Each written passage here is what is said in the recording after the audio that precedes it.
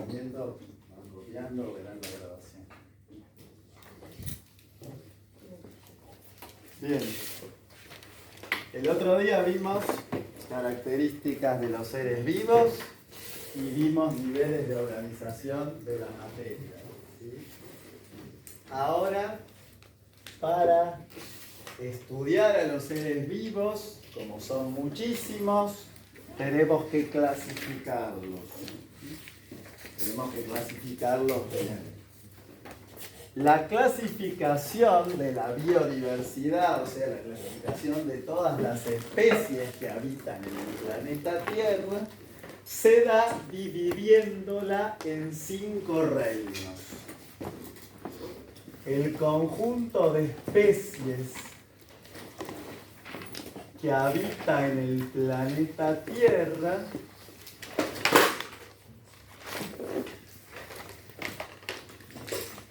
se divide o se clasifica en 5 reinos.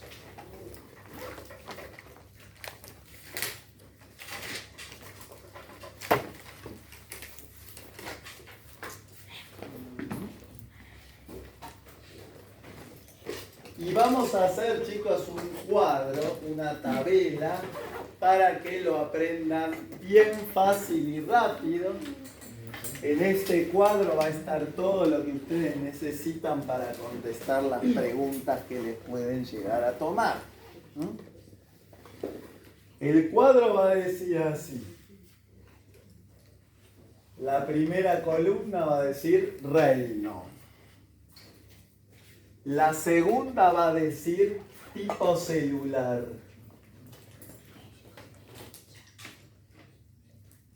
La tercera va a decir número de células por individuo.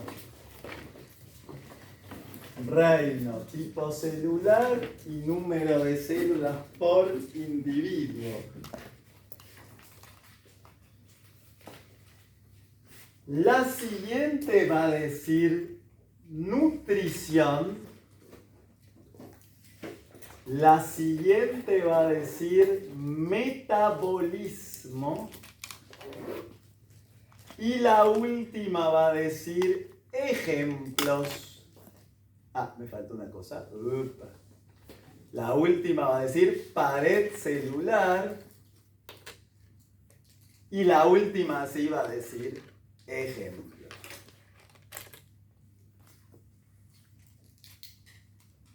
Va a decir reino, tipo celular, número de células por individuo, nutrición, metabolismo, pared celular y ejemplos.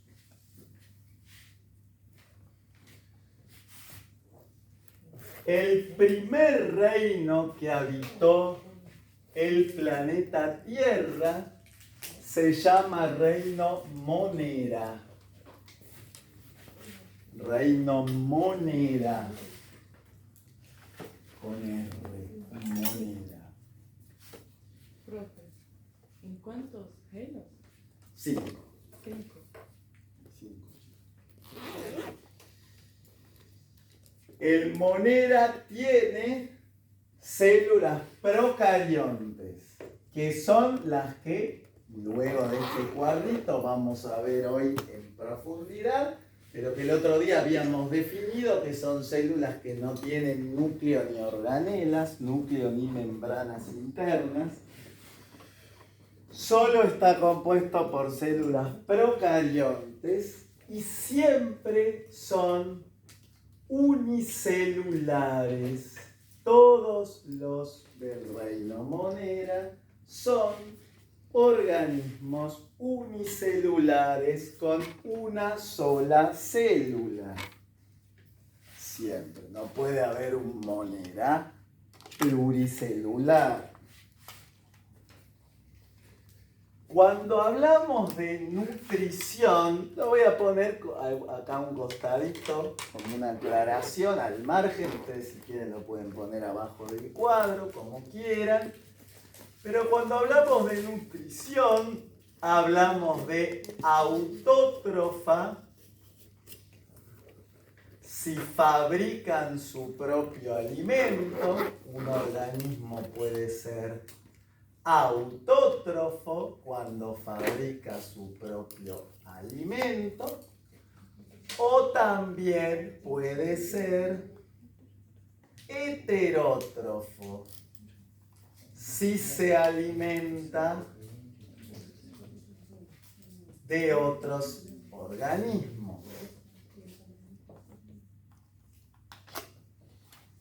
Puede ser autótrofo si fabrica su propio alimento o heterótrofo si se alimenta de otros organismos. En el caso de las del reino monera, hay algunas que son autótrofas y otras que son heterótrofas. Ahora, en ejemplos lo vamos a poner, pero es importante que ustedes sepan que dentro del reino monera hay organismos de los dos tipos. Hay algunos autótrofos y hay algunos heterótrofos. Algunos que fabrican su propio alimento y otros que se comen a otros. Y con respecto a metabolismo, cuando hablo de metabolismo, me refiero a si obtienen energía en presencia o en ausencia de oxígeno. Si pueden usar o no el oxígeno para obtener energía. El metabolismo puede ser aerobio si obtienen energía en presencia de oxígeno, si obtienen energía utilizando el O2, o anaerobio si obtienen energía en ausencia de oxígeno. Si obtienen energía sin utilizar el O2.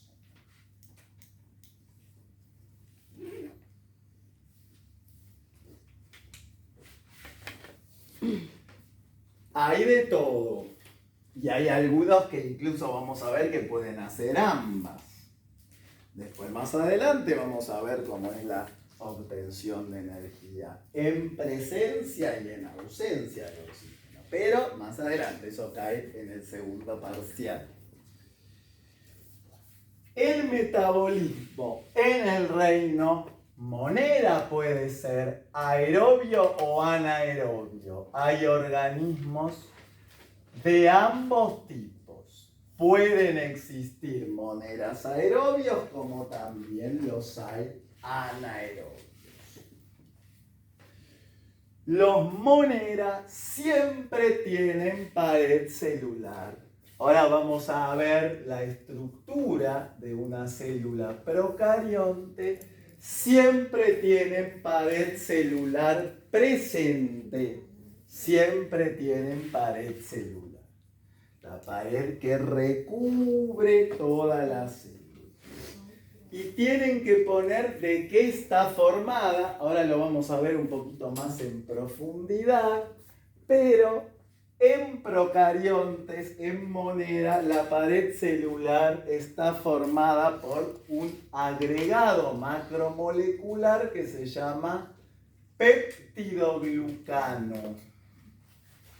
En los procariontes, en los monera, la pared celular siempre está presente y está formada por peptidoglucano, porque es un complejo de glúcidos y proteínas. No tienen que saber la composición porque es un quilombo, solamente que está hecha de peptidoglucano. Y como ejemplos hay dos. Las bacterias, que son las heterótrofas, y las cianobacterias, que son autótrofas. Son monedas autótrofos. Son monedas que pueden fabricar su propio alimento porque pueden hacer fotosíntesis como las plantitas. Los cianobacterias pueden fabricar su propio alimento porque son capaces de hacer fotosíntesis. En el reino monera tenemos tanto bacterias, que son las heterótrofas, como cianobacterias, que son las que fabrican su propio alimento. Los que aparecieron luego en el planeta Tierra fueron los protistas, el reino protista. Ya en el reino protista las células son eucariontes, son las más complejas, las que tienen núcleo y endomembranas. Pero siguen siendo unicelulares. No puede haber ningún protista pluricelular. Todos los protistas poseen una sola célula, nunca más de una. No tienen la complejidad suficiente como para tener más de una célula. Sí, también los hay de los dos tipos, chicos. Hay algunos que tienen nutrición autótrofa y otros que tienen nutrición heterótrofa.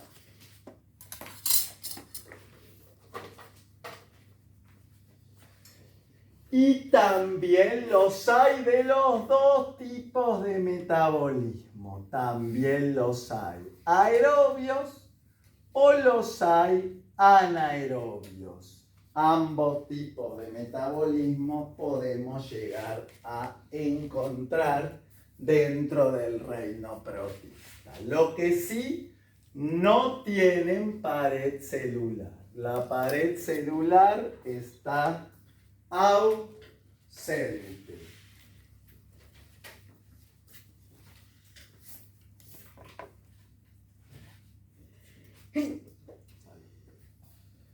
No tienen pared celular los protistas. Como ejemplos tenemos a los protozoos y las amebas, que son como parásitos. Parasitan a otras células, se meten en otras células y las parasitan, o sea, viven a costa de ellas.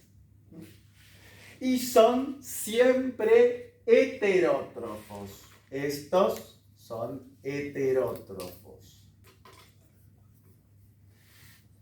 Siempre estos se alimentan de otros organismos. Pero también hay algas unicelulares. No son como las algas que son plantas, esas que se ven en el río. Estas son algas de una sola célula, que son autótrofas, porque pueden realizar fotosíntesis. Tenemos parásitos como protozoos o amebas y algas unicelulares que son autótrofas, que tienen la capacidad de fabricarse su propio alimento. A medida que vamos avanzando en el tiempo de origen, los organismos fueron evolucionando y pasamos al reino fungi o fungi, como quieran llamarlo, que contiene organismos eucariontes. A partir de ahora son todos eucariontes, ya no hay proca, los proca están todos en el monera.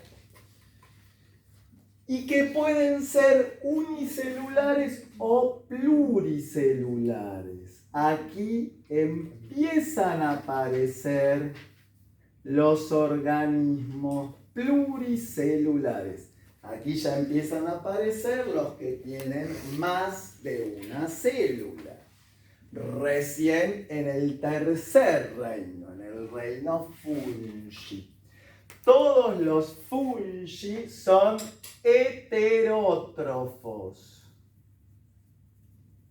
No hay ninguno autótrofo. Ninguno puede producir su propio alimento. Y todos son anaerobios. Ninguno puede utilizar el oxígeno para obtener energía.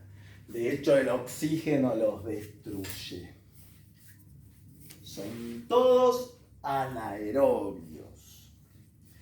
¿Quiénes son los fungi? Los fungus, que nosotros le decimos hongos. Los famosos honguitos. ¿Tienen pared celular? Yes. Tienen pared celular. Está presente. Y está formada por quitina, que después vamos a ver su estructura. Está formada por quitina. ¿Qué es la quitina? Un glúcido, un azúcar. Glúcido, ya lo vamos a ver, pero glúcido es lo mismo que azúcar. Está formada tiene pared celular hecha de quitina, que es un glúcido. Y como ejemplo tenemos todos los hongos, los fungus. Nosotros le decimos hongos. Pueden ser unicelulares, hongos unicelulares. Permiso. Sí, adelante. Hongos unicelulares, adelante, hongos con una sola célula, que en sí los hongos unicelulares son, por ejemplo, las levaduras. ¿Vieron las levaduras esas que se usan para hacer el pan? Son unicelulares, son hongos con una sola célula. Pero después también tenemos los hongos con sombrero, chapeu, se dice sombrero, hongos con sombrero, se llama así, no es algo que inventé yo, se llama así. El sombrero es el chapeu, como los champiñones, todos los conocen. Si digo honguito, un fungus, se imaginan el champiñón, ¿no? Me imagino. Bueno. Los hongos con sombreros, como el champiñón, eso que se usa para cocinar, los que cocinan, yo nunca cociné nada en mi vida, no sé ni cómo se entra a una cocina. Los hongos con sombrero, que son pluricelulares, tienen varias, múltiples células. O sea, hay hongos con una y hongos con muchas. Vean, dicho sea de paso, chicos, que todos los hongos mueren con oxígeno. Por eso, por ejemplo, cuando se hace el pan, repito, yo nunca hice, pero vi hacer, el pan hay que taparlo para que la levadura suba, para que eleve, porque si le entra oxígeno lo hace pelota, ¿sí? Porque es un hongo y los hongos son anaerobios. Cuando les entra oxígeno, explotan. ¿Sí? A medida que seguimos avanzando, se van complejizando los organismos y pasamos al reino Plantae, que algunos dicen que se pronuncia planta porque la E final en latín no se pronuncia, no lo sé, pero eso dice, no sé latín por supuesto. Lo que sí podemos imaginarnos es que las plantitas son pluricelulares, ¿no?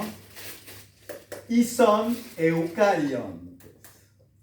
son eucariontes, ya son células. Vamos a ver la clase que viene, las células eucariontes nuestras, las animales y las vegetales, pero son todas eucariontes con núcleo y endomembranas y además, como les decía, son pluricelulares.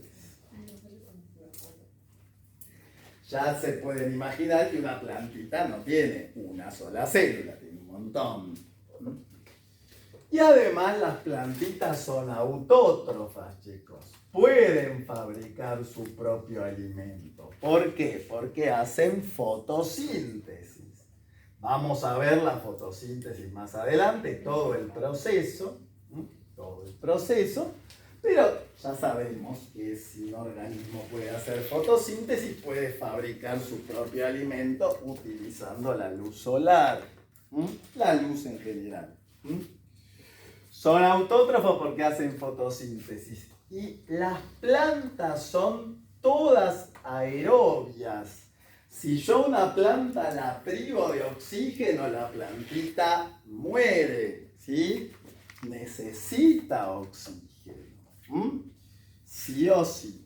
No tiene tanta demanda de oxígeno como nosotros, pero lo necesita, lo precisa. Es aerobio. ¿Tienen pared celular las plantas? Sí. Tienen pared celular.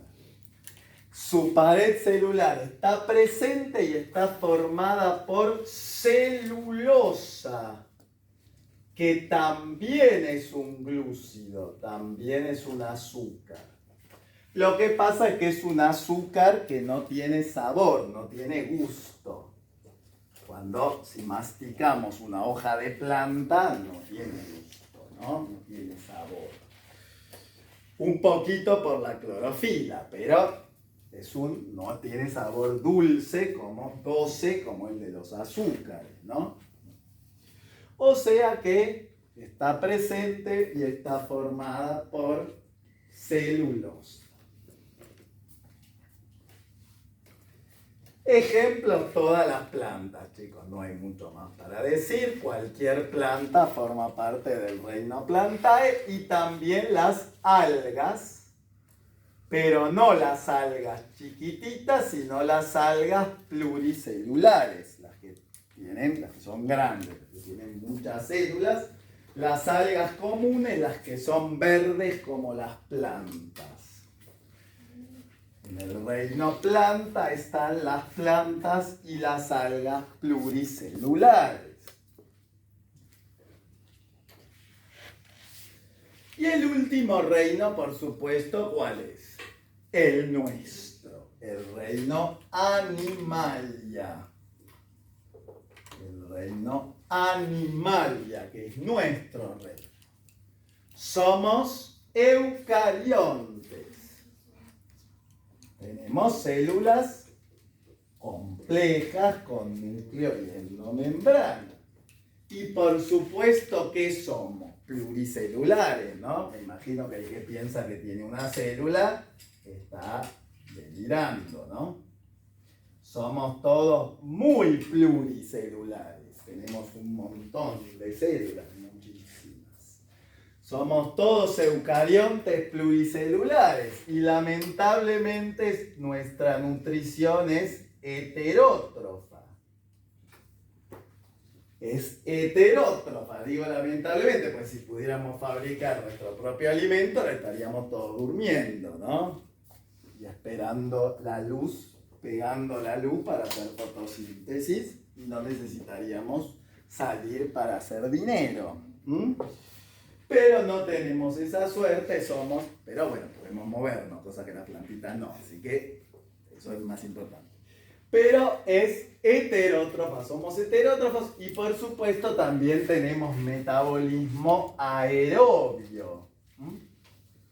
Sin oxígeno, todos los animales morimos. Y sin oxígeno, morimos, duramos poquito, algunas duran más, otras menos. Lo que sí no tenemos es pared celular, eso seguro. Nuestra pared celular está ausente, no hay pared celular. No, nuestras células no tienen pared celular y por supuesto que los ejemplos son animales y humanos. En el reino animal. Lo que ustedes tienen que saber de la clasificación de la biodiversidad en reinos no es más que esto, nada más, nada más. Solo qué tipo celular posee cada reino. Puede haber, por qué tipo celular están formados los organismos de cada reino. Si son uni o pluricelulares, o puede haber de ambos, como en el caso del fungi, o si tienen nutrición autótrofa, heterótrofa, o puede haber ambas. Si tienen metabolismo aerobio, anaerobio, puede haber ambos. O si tienen o no tienen pared celular, y si está así, ¿de qué está hecha? Después, chicos, van a tener toda la grabación en el grupo, así que si quieren terminar de copiar, van a copiar de ahí. Voy a esperar a que todos terminen de copiar. Saquen de foto también si quieren. Van a tener toda la grabación que la estamos poniendo, pero también pueden sacar fotos sin problema. Profe, pregunta, en el examen nos deberían poner, si nos preguntan sobre algas, aclararnos, ¿no? Si son Sí, claro. Sí. Ah. Sí, no tenés forma de saber. Si te dicen algas solo, no tenés forma de saber si son las uni o las pluri, ¿no? Tienen que especificarlo.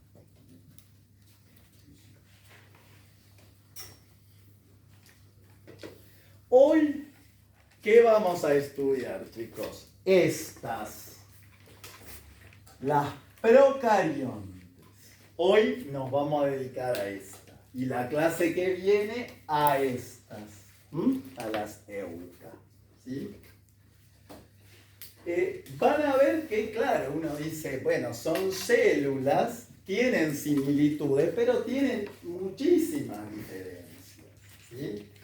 Primero tenemos que empezar por las más sencillas, las de menor complejidad, y después tenemos que estudiar las de mayor complejidad. Pero comprendiendo primero las procariontes, después las eucariontes son mucho más fáciles.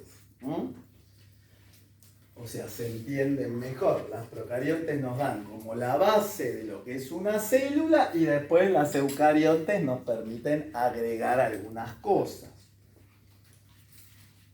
¿Me vas a poner agua? Ahí en el dispensa, no hay dispensa. ¿Qué hora es? Entonces vamos a empezar con la célula procarionte.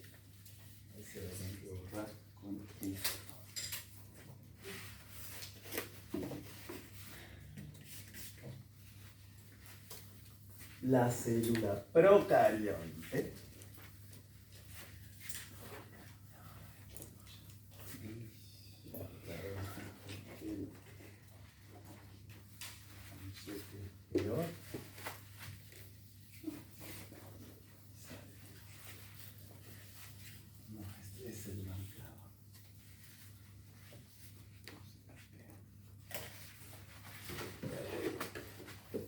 Fíjate si encontrás otro marcador.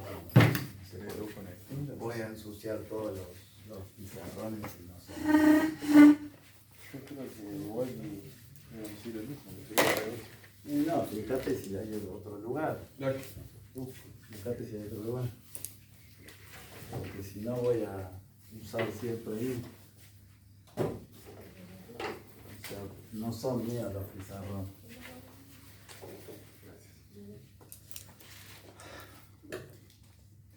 Vamos a estudiar, como les decía, la célula procarionte. Vamos a estudiar su definición. Vamos a ver toda su estructura, todas las partes que la componen Y después vamos a ver sus características y funciones.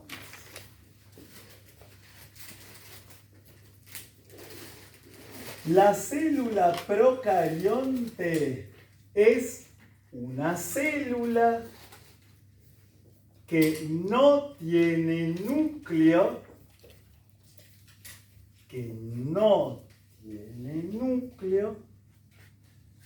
ni endomembranas.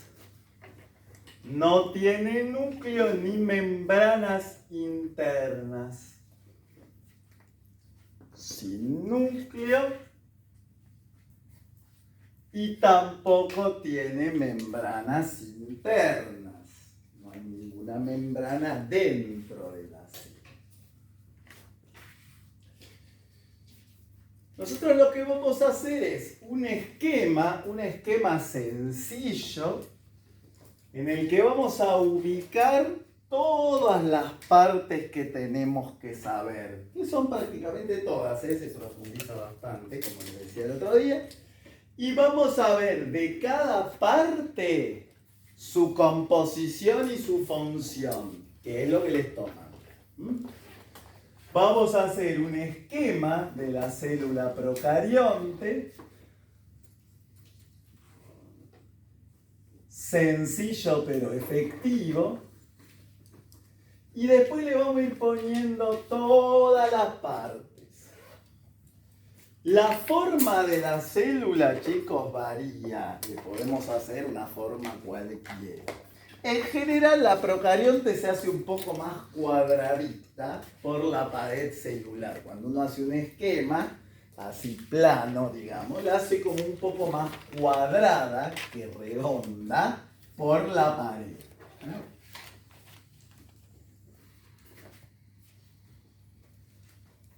Nosotros vamos a ir a cada estructura de la célula, le vamos a ir poniendo un número y después al costadito la vamos a ir explicando.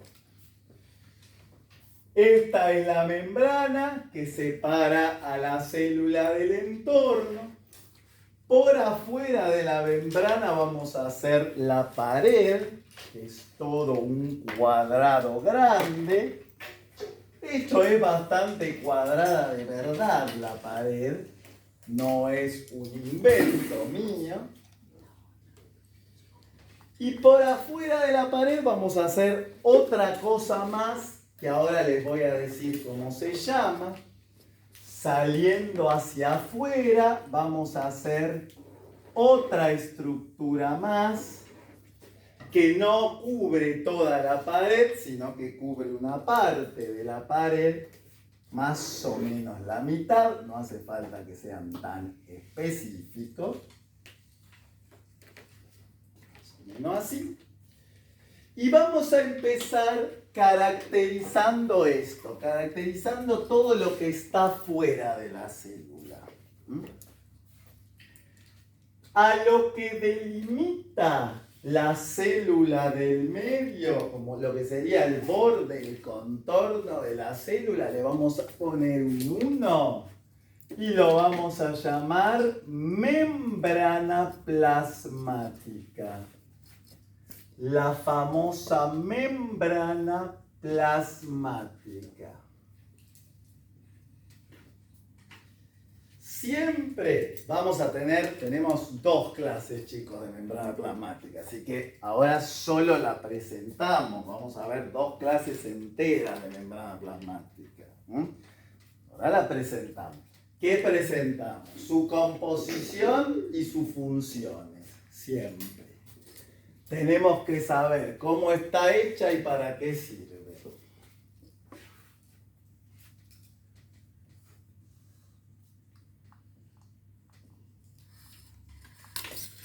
Está hecha en bacterias, o sea, en células procariontes por lípidos y proteínas. Nada más. Después vamos a ver que en eucariontes se le agregan más cosas, pero en bacterias, o sea, en procariontes, solo está formada por lípidos y proteínas. nada más. Su función es bastante clara.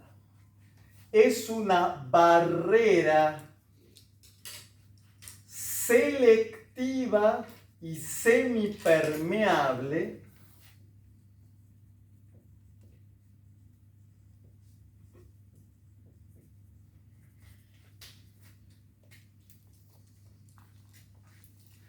selectiva y semipermeable significa que permite el ingreso o egreso de algunas sustancias y otras no, que delimita la célula del entorno.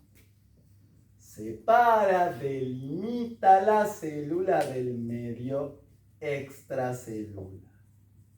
Delimita la célula del entorno. Pero no se limita a ser una barrera estática, sino que es una barrera dinámica que selecciona qué puede ingresar y qué no, y qué puede salir y qué no de la célula. Por afuera de la membrana está esto que seleccioné con rosa, que marqué con rosa, que es le vamos a poner el 2 y lo vamos a llamar pared celular. La famosa pared celular. Famosa para mí, no sé para ustedes, pero es famosa. La pared celular, primero vamos a decir de qué está compuesta, que recién se los dije, pero acá les voy a hacer una aclaración más. Una aclaración más, que a veces las tomo. En general está compuesta siempre por peptidoglucano en procariontes, que es un agregado de proteínas y glúcidos. Peptidoglucano. Adelante. Peptidoglucano. Pero no siempre tiene solo peptidoglucano. A veces ese peptidoglucano tiene adherida otra cosa. Tiene un nombre horrible, pero lo tienen que saber de memoria. Repito, yo no inventé los nombres de las cosas, así que si tiene nombre feo no es mi culpa, ¿sí? No van a tener que aprender la estructura ni nada de eso, pero lamentablemente sí tienen que saber el nombre.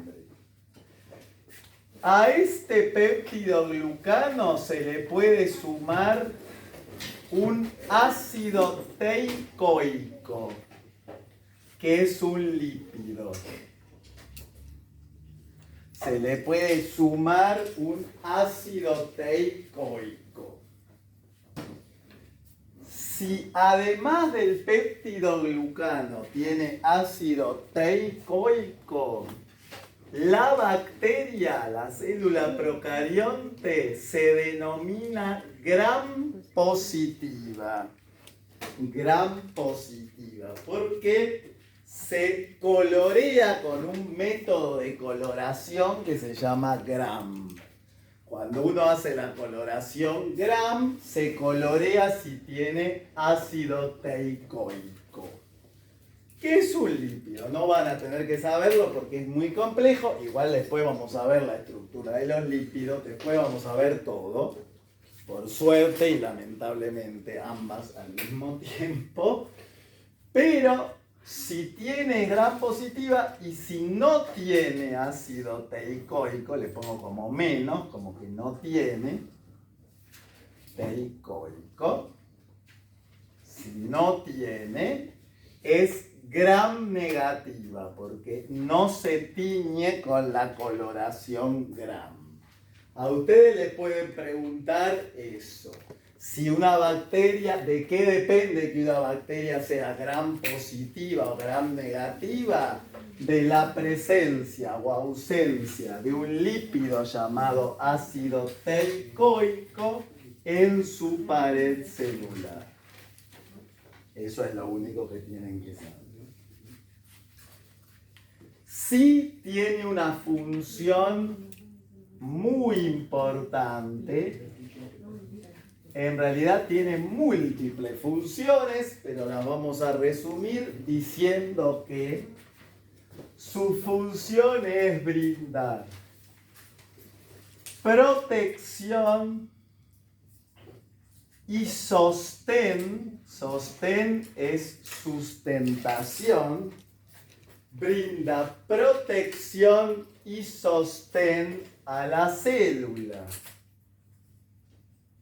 Se encarga de la protección y el sostén celular. Por supuesto, si rodea, como vemos, toda la membrana, va a proteger seguro.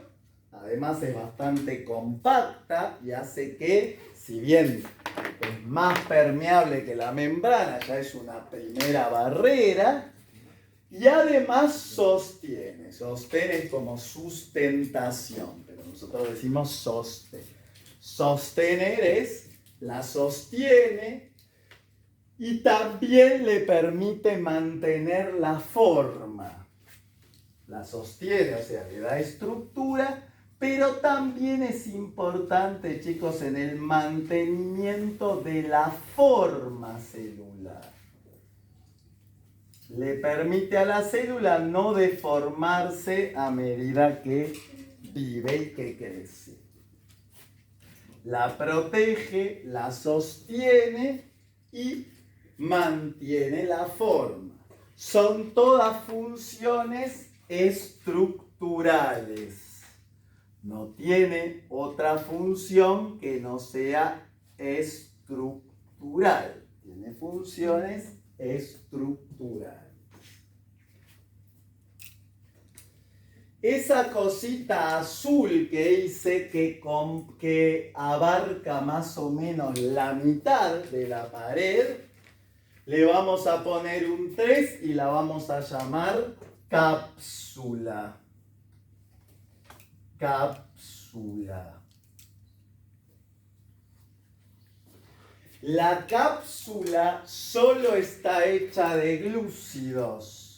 No tiene ni proteínas ni lípidos. Solo glúcidos. No importa cuáles, sepan que solo está hecha de glúcidos. Después vamos a ver los glúcidos que existen. Pero solo está hecha de glúcidos, de azúcares. Y como es lo que está más afuera de la célula, lo primero que se ve cuando vemos la célula, cuando algo se acerca a la célula, sus funciones son el reconocimiento y la adhesión. Adhesión es como adherencia.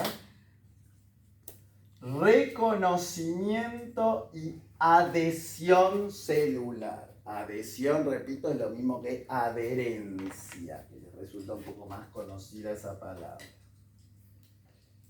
Con H entre la D y la E, con H entre la D y la E. Permite reconocer a la célula porque es lo que está más afuera. La estructura de su cápsula permite reconocer a la célula y también le permite adherirse a determinadas superficies. Es como un pegamento.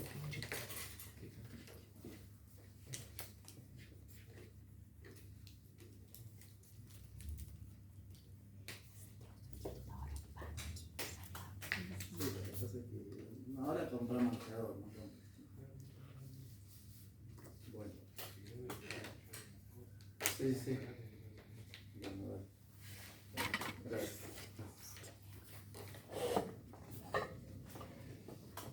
Ahora ya nos vamos a meter adentro de la célula.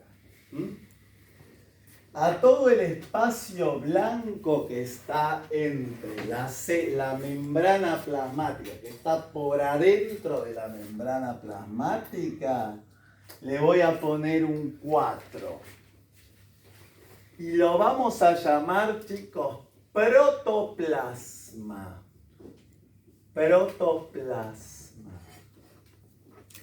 El protoplasma es el citoplasma de la célula procarionte. Se llama protoplasma. Es el citoplasma de la célula procarionte.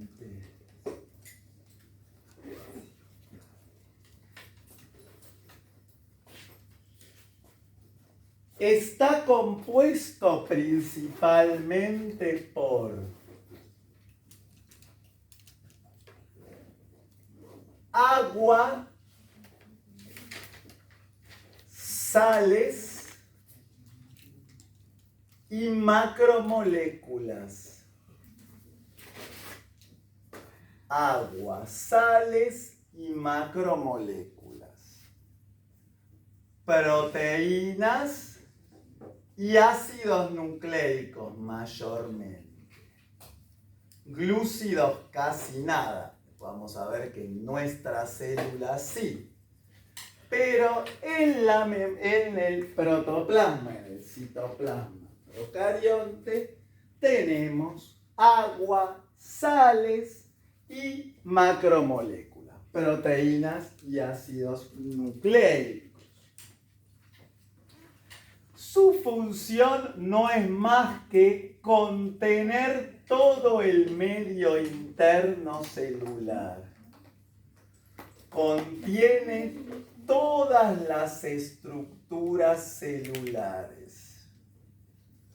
Todas las estructuras celulares están compuestas por el citoplasma.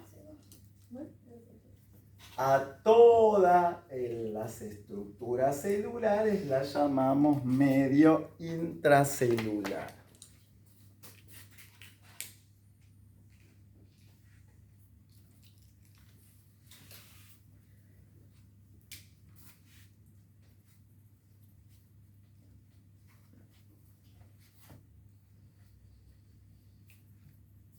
Más adentro, ya dentro del citoplasma, nos vamos a encontrar esto, que es una estructura circular pequeña y que está formado por dos cadenas entrelazadas, dos cadenas bien unidas entre sí. A eso le vamos a poner el número 5 y lo vamos a llamar ni más ni menos que material genético. Material genético. ¿Cómo es el material genético de una bacteria, de una célula procarionte? Muy importante. Su composición. Esto lo toman mucho. Está formado por una sola molécula de ADN. Una sola molécula de ADN. Una. No tiene más. Nunca puede tener más de una bacteria.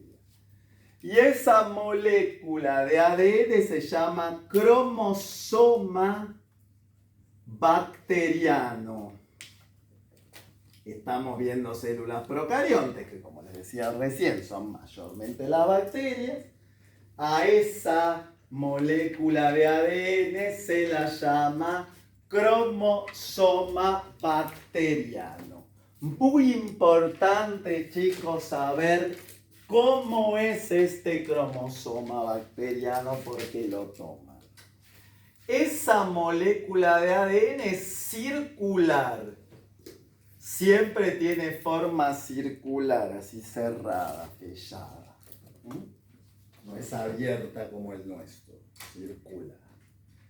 Bicatenario, el ADN siempre es bicatenario, está formado por 2 cadenas de nucleótidos.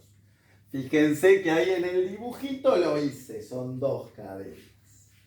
Es circular, es bicatenario, es desnudo.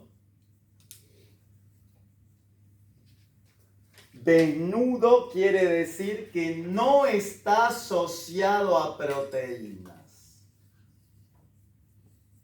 Gaby, Ujú. en la composición de la cápsula, Sí, ¿qué está escrito? glúcidos. Glúcidos. Lo mismo que decir azúcares.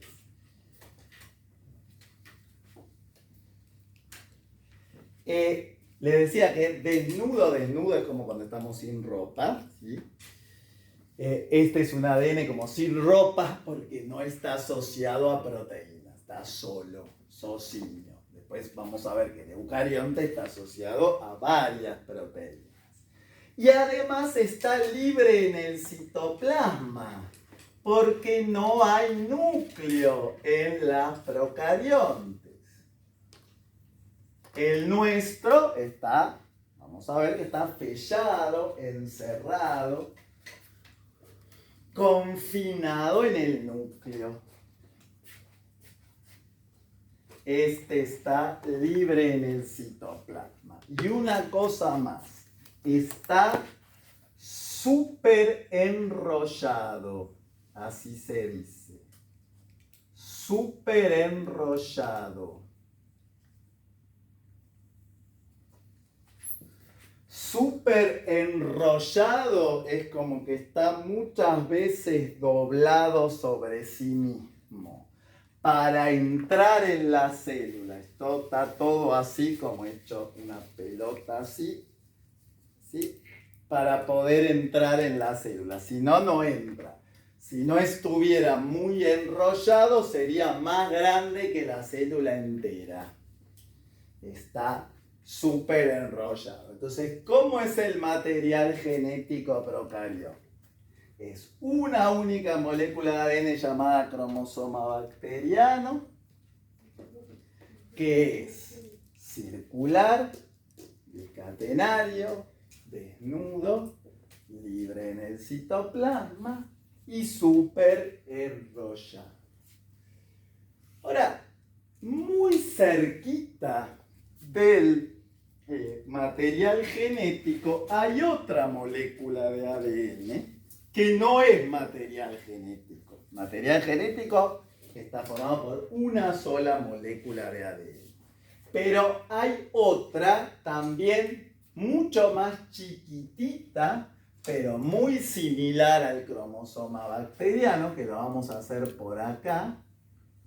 También muy parecida al cromosoma bacteriano, cerquita, pero mucho más chiquita. Y le vamos a poner el número 6. El 6. A ese 6 lo vamos a llamar plásmido. Plásmido.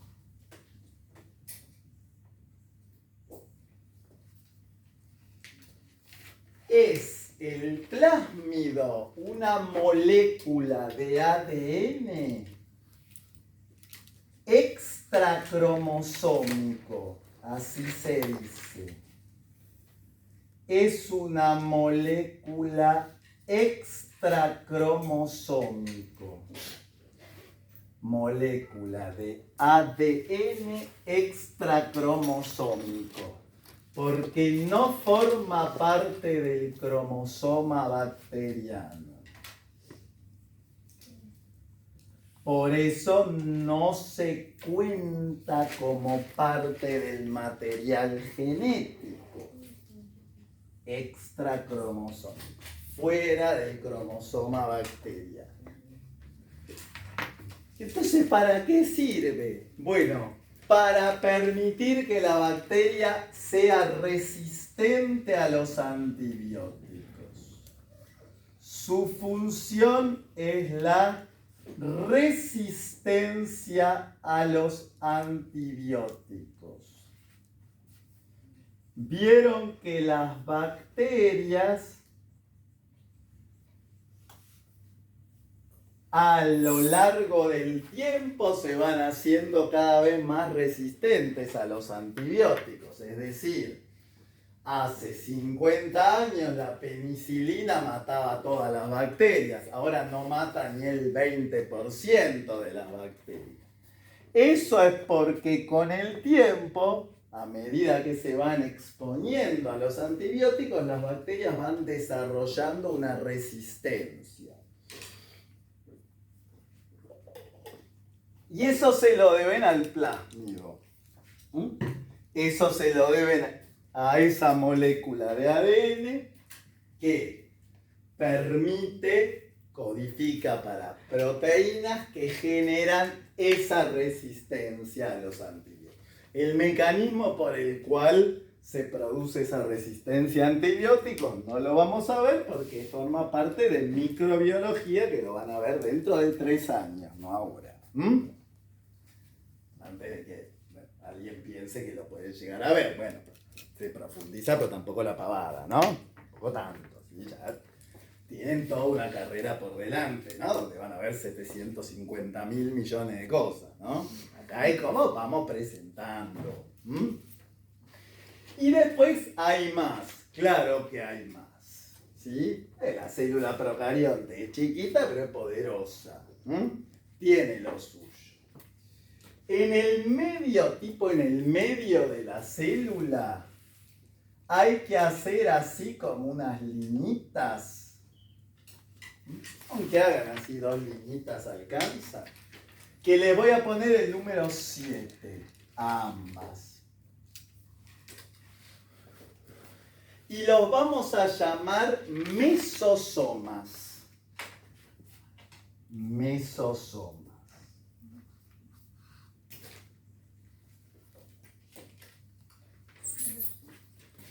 Los mesosomas se llaman así, no hace falta que lo pongan porque están en el medio de la célula. Meso viene del medio. Pero a nosotros nos importa la composición y la función. La composición, chicos, solo están formados por proteínas. Son proteicos.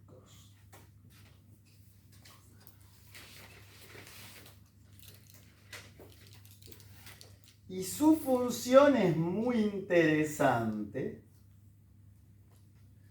porque las bacterias se dividen re rápido, se dividen rapidísimo y en general cometen muchos errores al dividirse porque priorizan la cantidad en vez de la calidad. Como una bacteria está acostumbrada a que todo el tiempo haya cosas atacándola, ¿sí? Entonces trata de dividirse lo más rápido posible, pero eso genera múltiples errores. Ahora, esos errores son mucho menos de los que podría llegar a haber porque existe este mesosoma, cuya función es facilitar la repartición equilibrada del ADN, la repartición equilibrada del ADN en la división celular. La repartición equilibrada del ADN en la división celular. Facilitan que cada célula se lleve la misma cantidad de ADN o por lo menos una cantidad de ADN similar.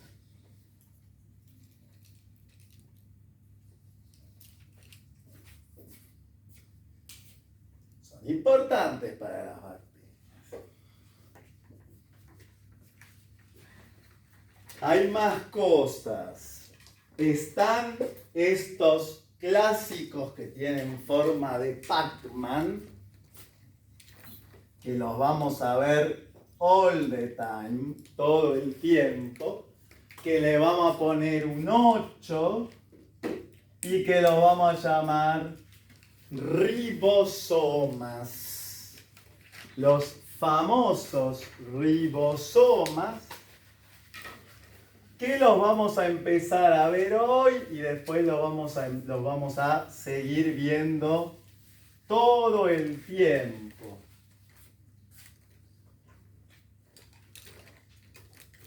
Hice más de uno. Hay varios.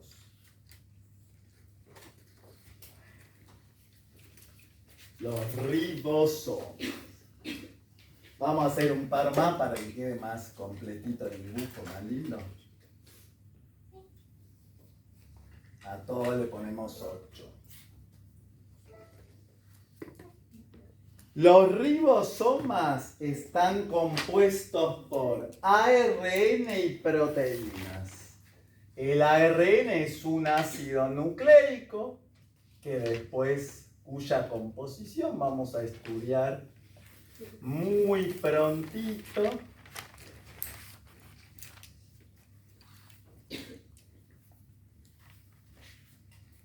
ARN más proteínas. Y su función es la síntesis, o sea, la fabricación. Síntesis es lo mismo que fabricación de las proteínas celulares. La síntesis de las proteínas que conforman la célula.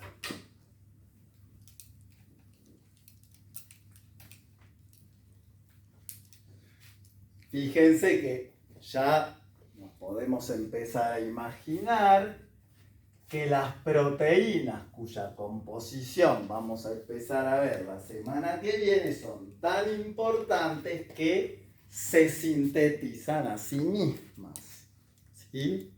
O sea, las estructuras, las máquinas que sintetizan proteínas en la célula están hechas por proteínas también. Después vamos a ver cómo funciona, vamos a ver bien el funcionamiento. Las bacterias, chicos, las células procariontes, todas tienen movilidad, todas pueden desplazarse.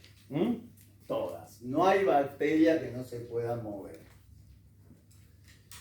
Y eso se debe a que tienen una prolongación, que la vamos a hacer por acá y le vamos a poner un 9, que se llama flagelo. Nosotros el flagelo en general lo conocemos por el espermatozoide, esa cola del espermatozoide que se mueve. Bueno, el de la bacteria es más cortito, no solo lo hice corto porque me quedé sin pizarrón, sino porque es más cortito. No tiene tremenda cola como el espermatozoide que le permite moverse. Es una colita que le permite moverse, pero no tan rápido como el espermatozoide. El flagelo está compuesto por una proteína que se llama tubulina. Está hecho de una proteína que se llama tubulina. Después la vamos a ver en profundidad cuando veamos citoesqueleto, el último tema que vamos a ver en el primer parcial. Está compuesta por tubulina. Y su función es la movilidad extracelular. ¿A qué llamamos con este nombre tan rebuscado, movilidad extracelular? Al desplazamiento de la célula. Desplazamiento, deslocamento en portugués, desplazamiento de la célula. todas las bacterias se pueden ir desplazando porque tienen este flagelo que se va moviendo y le va permitiendo a la bacteria ir avanzando por el medio en el que tenga que circular. Si las bacterias no tuvieran movilidad, no podrían infectar nada, por ejemplo, ¿no? Por último, vamos a hacer unas pequeñas prolongaciones, mucho más pequeñas, que las voy a hacer del otro lado. Prolongaciones muy chiquitas, mucho más pequeñas, que les vamos a poner el número 10. A todas estas les voy a poner el número 10.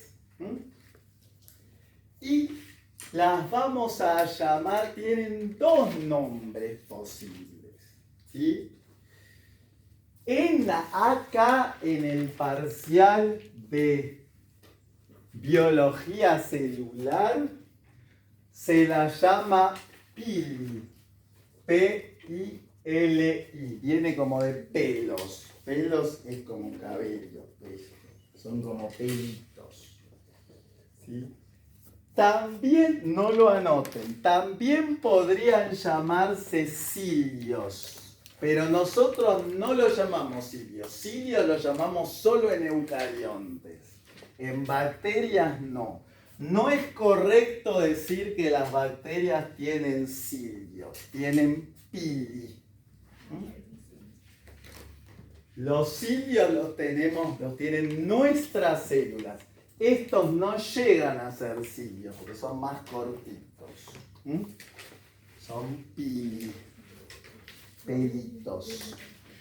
Y la composición de los pili también están hechos de tubulina.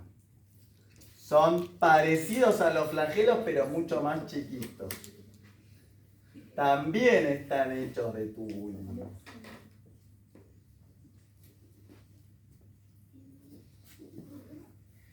Y su función no es tanto la movilidad, pueden tener una mínima participación en la movilidad, pero son muy cortitos, así que su principal función es la protección celular. Protegen, son como una barrera, son como la primera barrera de protección. Porque si viene algo que amenaza a la célula,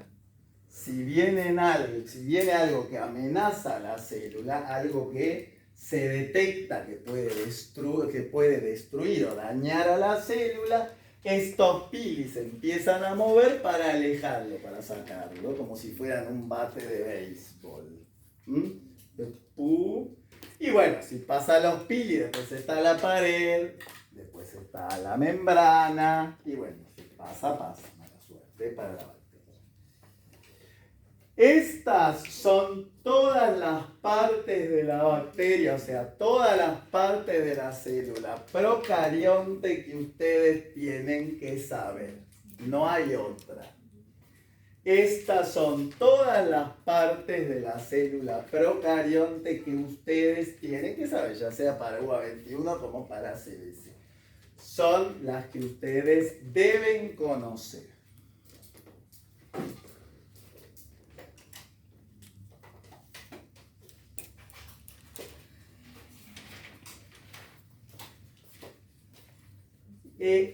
Después, obviamente, tienen mucha más sustancia, mucha más interés cuando las comparamos con las de la eucarionte, ¿no? Pero por ahora no se pueden ver los dos tipos celulares en la misma clase, porque es un quilombo, ¿sí? Primero uno tiene que internalizar bien uno, estudiar bien uno, y después cuando estudiamos el otro empezamos a ver todas las diferencias. Esto no estaba, esto sí estaba, y así se estudia, ¿sí? Así se estudia. No basta con esto.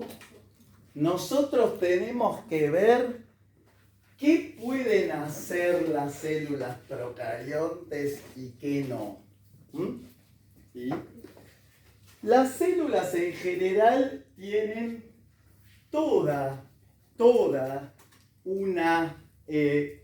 absolutamente todas un conjunto de funciones muy similares, pero no iguales. Sí, las células procariontes pueden hacer muchas cosas de las que hacemos nosotros, de las que hacen nuestras células, pero no todas, absolutamente todas no. Y algunas que nosotros hacemos también las hacen, pero diferente. Y eso lo tenemos que saber, porque en realidad, más allá de que ustedes la célula procarionte la van a utilizar mucho en la carrera cuando lleguen a microbiología, en biología celular el principal objetivo de estudiar la célula procarionte es compararla con la eucarionte. Es decir, bueno, la procarionte hace esto y la eucarionte lo hace distinto. O la procarionte no hace esto y la eucarionte sí. Entonces, así uno va entendiendo más la biodiversidad, va entendiendo más los organismos que habitan en el planeta Tierra, ¿sí? Porque uno dice, bueno, sí, entonces no todas las células son como las mías. Hay diferencias. Vamos a ver para terminar las funciones de la célula procarionte.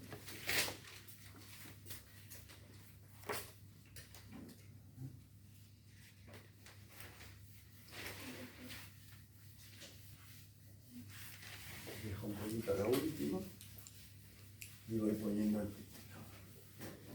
Funciones de la célula procarionte.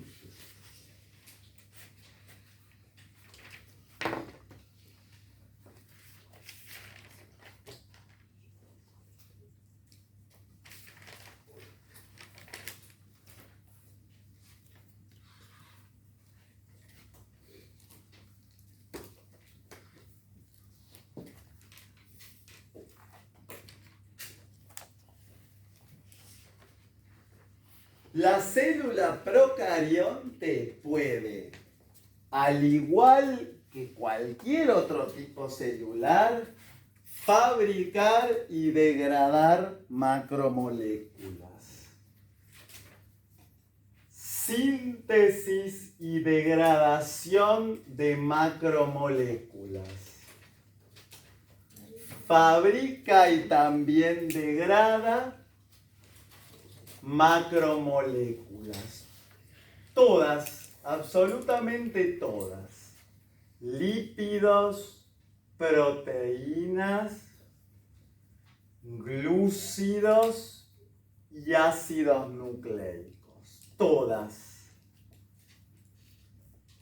Así como la ven a la bacteria tan chiquita que parece, es sumamente activa.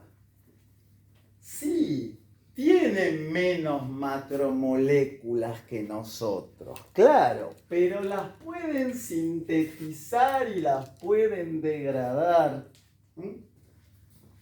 No necesitan nadie que se las fabrique y que se las quiebre. Pueden hacerlo por sí mismas. Tienen toda la maquinaria necesaria para sintetizar y degradar las macromoléculas. ¿Se dividen las células procariontes? Sí. ¿Se reproducen? Tienen lo que se llama una reproducción asexual. Asexual en biología no tiene que ver con el acto sexual, sino que tiene que ver con que no tiene variabilidad. Eso es asexual. Sin variabilidad. Las células hijas, las filias, son iguales a las células madre.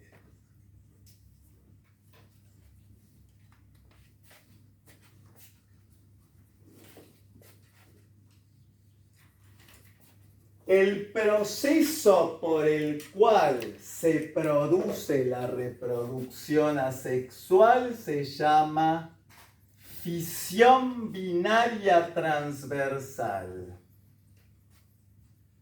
Esa reproducción asexual se hace por fisión binaria transversal.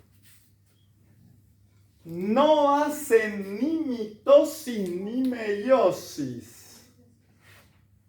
No hacen ninguno de los dos tipos de división celular que nosotros vamos a ver cerca del final de la materia, que son la mitosis y la meiosis. No hacen ninguna de las dos. La fisión binaria transversal en sí no tiene mucha historia, si bien, bueno, el mecanismo exacto de la fisión binaria transversal lo verán cuando hagan microbiología.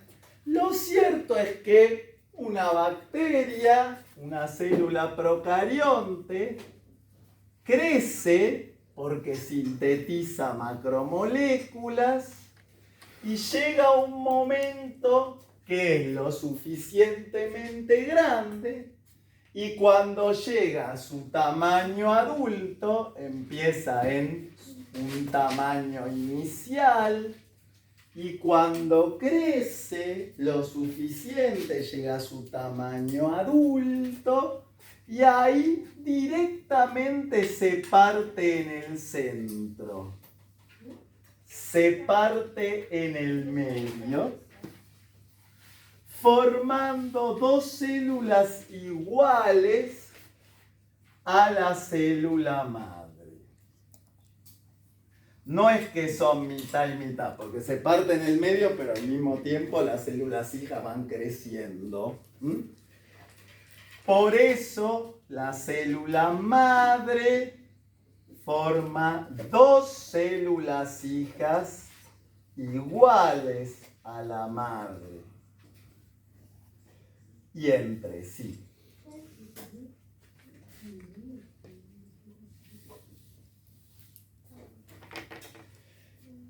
La fisión binaria transversal es un proceso muy rápido, muy veloz, porque la bacteria hace todo rápido, porque lo único que quiere la bacteria es que no la destruyan. Por lo tanto, a medida que las bacterias crecen, inmediatamente se dividen sin esperar demasiado, y como no es un proceso muy regulado, es un proceso rápido y poco regulado, da lugar a muchos errores. Tiene errores. Lo que pasa es que, bueno, si una bacteria en 2 minutos forma 800.000 bacterias, si 200.000 salen mal, no importa, porque tengo 600.000 que salen bien. Lo importante es la cantidad y eso les permite a las bacterias agruparse y hacer frente a las potenciales agresiones del medio. Es un proceso rápido y poco regulado que tiene errores, pero genera muchas bacterias en poco tiempo.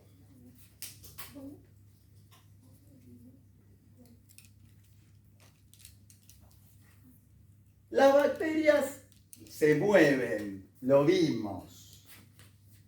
¿Qué movilidad tienen las bacterias?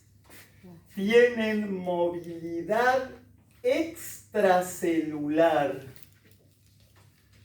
O sea, se pueden mover, se pueden movimentar porque tienen flagelos. Todas tienen flagelos. todas.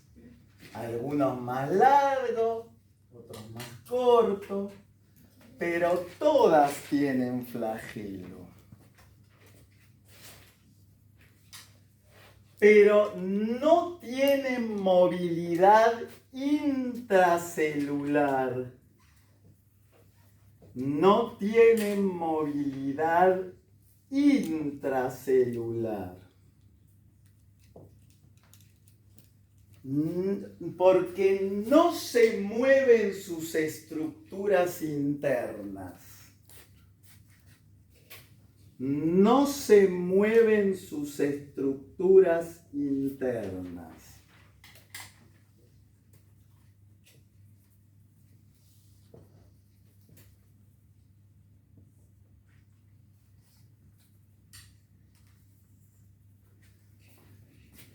¿Por qué las estructuras internas de una bacteria están fijas? Porque no tienen citoesqueleto, que lo vamos a ver después en las nuestras, en las eucariontes. No tienen citoesqueleto, no tienen esqueleto interno que las dote de movilidad interna. Sí se pueden desplazar de un lado a otro, pero las estructuras internas de su citoplasma no tienen la posibilidad de moverse porque no hay un esqueleto interno que les dé esa movilidad.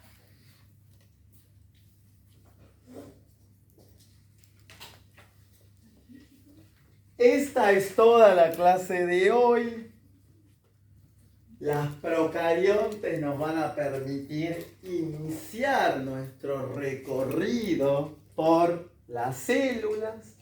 Y la clase que viene vamos a ver las eucariontes, animales y las vegetales, las dos.